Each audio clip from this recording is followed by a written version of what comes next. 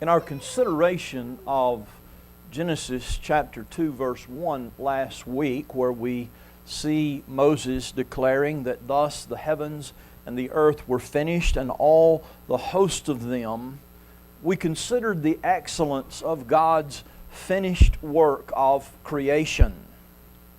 We saw that when God had finished creation, that it stood in perfection. There was nothing lacking in His creation. And we learned from that the God who created us and the God whom we serve is the God alone who possesses the ability to perfectly accomplish and finish whatsoever He purposes to do. Yet we also see in the early narrative of Genesis that man's sin and rebellion against his Creator brought great misery and destruction into the perfection of what God had created. And because of man's sin and rebellion against God, His Creator, the creation was subjected to great travail and sorrow and pain. We also saw last week that inestimable statement of Christ as He hung on the cross between heaven and earth, and He cried in the depths of His suffering just before He gave up His spirit and declared, "It is finished." We saw distilled in that statement every facet of God's redemptive purpose, every facet of God's salvific purpose that was to be worked out upon the stage of history was condensed into that one statement where Christ declared and cried from the cross, everything that is necessary for the redemption and salvation of man is now finished. And we see in the finished work of Christ something of the perfection of God. We saw that just as God's work of creation was finished and completed to perfection, so God's work of redemption in Jesus Christ is completed to perfection, lacking nothing.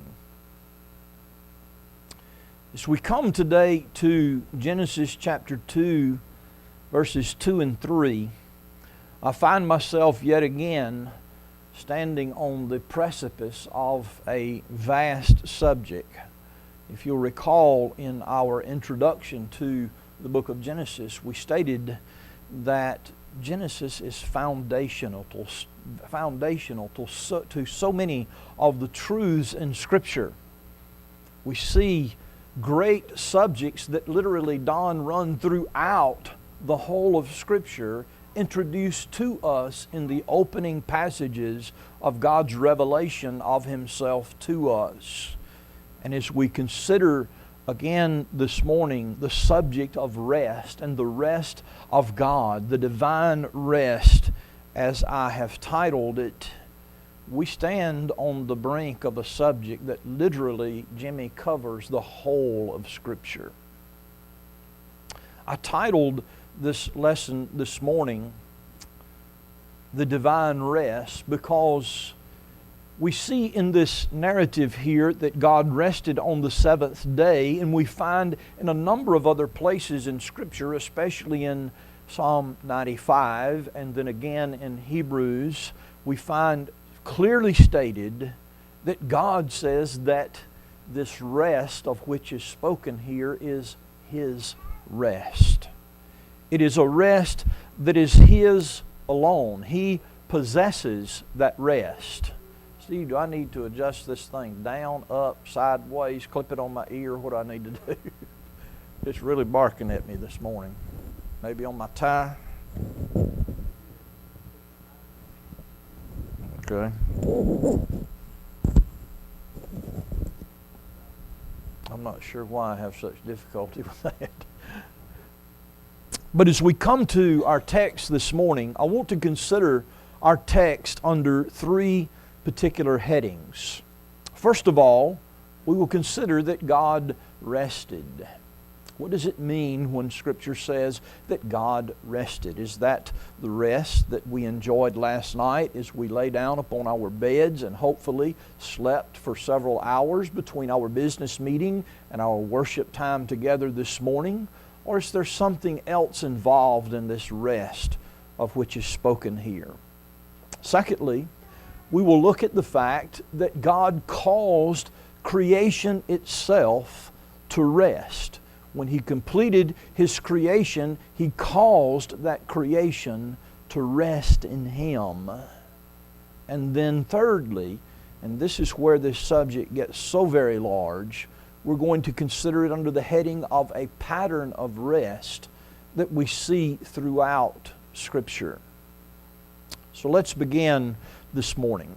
Our text says, "And on the seventh day God finished His work that He had done, and He rested on the seventh day from all His work that He had done. So God blessed the seventh day and made it holy, because on it God rested from all His work that He had done in creation." You will notice in these two verses that twice it is stated that God rested. Two times, for emphasis, Moses emphasizes the fact that God rested on the seventh day. You will notice also that on three separate occasions in these two verses, Moses tells us that God rested from all the works that He had done in creation. God rested from all of His works.